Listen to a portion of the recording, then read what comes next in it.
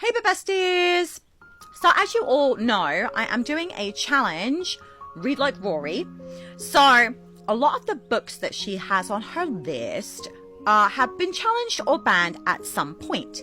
And especially with like the landscape right now of potential book bannings and challenges in schools for books, it seemed like a really interesting topic to have a spin-off from.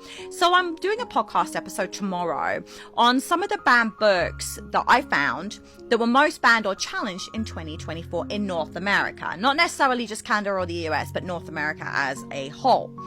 Now, one of the books that I found that seemed to be challenged and banned a lot was a book called All Boys Aren't Blue, and I actually borrowed it from the library because I'd actually never heard of the book before, so I don't own a copy. Now, people seem to assume that the book is banned or challenged because it has LGBTQ content. Now, I went in with that in mind. When I started to read it, I went in assuming that this was a book that was going to make people who, I don't know, I don't want to say homophobic because I don't necessarily think that everybody is homophobic, but I do get the feeling that maybe they just are not as comfortable with the idea of it than a lot of people are. So I won't say it like that. But in all honesty, okay, now I actually quite enjoyed this book. It's written like a memoir manifesto kind of thing, and I didn't think I was going to like it as much as I did, but I actually quite enjoyed it. But I don't think it's necessarily anything to do with the fact that it's LGBTQ content. I think it's more to do with how they talk about sex in it.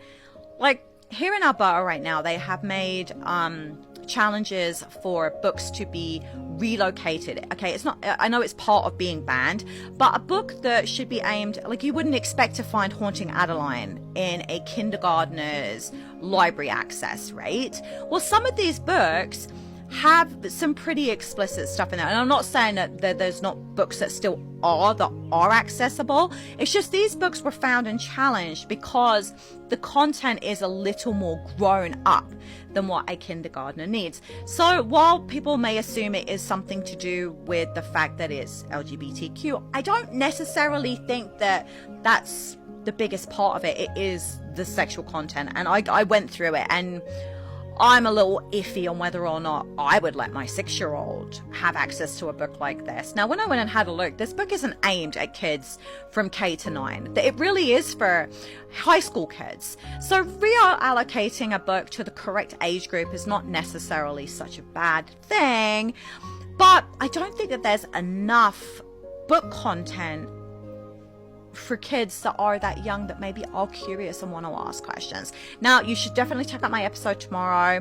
It's going to air probably sometime in the afternoon, and I have a lot of questions. There's more than just this book, and let's have a conversation on it. What's your favorite LGBTQ book? Let me know in the comments.